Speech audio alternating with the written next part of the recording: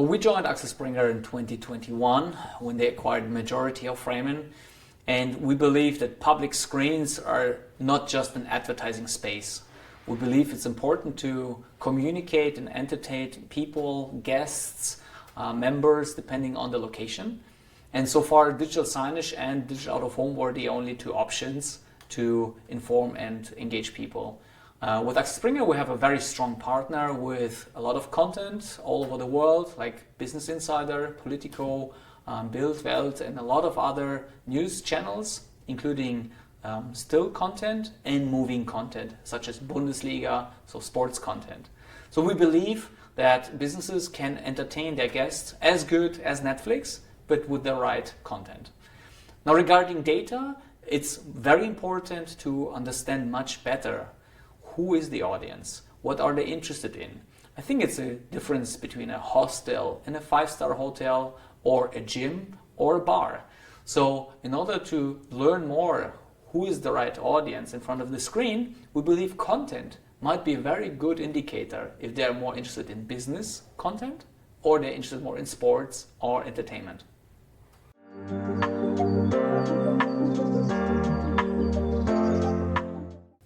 First of all, programmatic means it is very flexible. You can launch immediately at very low budget and you can scale it internationally. So at Framen, we focus on programmatic only. So our campaigns can start at any time in the right context, very detailed, even on a single screen in a lobby on the left side, or scale it up in the whole hotel industry across Germany, Europe. So we believe programmatic is a very interesting point. But also, it's a new channel to reach people in the right moment. Here's an example. If you are a company such as Uber, which needs to target people when they move and when they need to go from one place to the other without having their own car, hotel is a great environment to reach people in that moment. The same applies to retail. We're all talking about retail media. But if we look at retail media, what is sold in a retail media or supermarket environment? We're talking about FMCG products such as Pringles or Coca-Cola. Wouldn't that be quite interesting to reach people at the point of sale in the supermarket programmatically, just with a few bucks?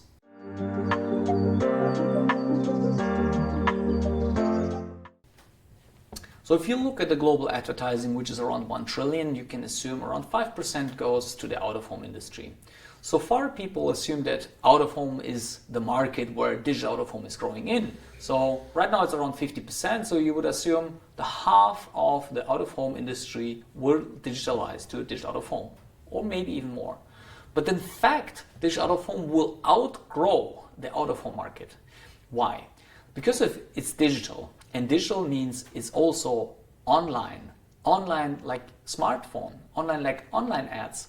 So we believe that the barrier between all the different channels, will it be mobile advertising, desktop advertising, TV advertising, CTV advertising, or digital out-of-home advertising, all this market will connect more together. So the future for digital out-of-home is huge. It might become much bigger than the actual out-of-home industry.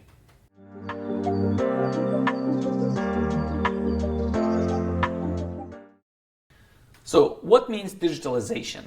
Digitalization happened over the last 30, 40 years. It started with some industries such as banking, where credit cards were issued and companies like PayPal came to the market, which are now very dominant. We had this same effect with the travel industry, such as Booking.com, now one of the biggest disruptor of the travel industry.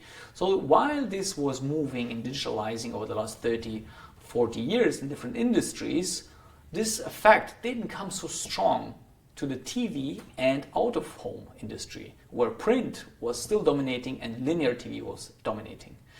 Now, in my speech, I was highlighting the point that these markets will now digitalize. It will disrupt.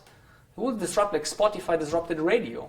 So this point that digitalization, digital out-of-home, and connected TV, this will create a new market. And so far, history has shown that new players might become global players in these segments.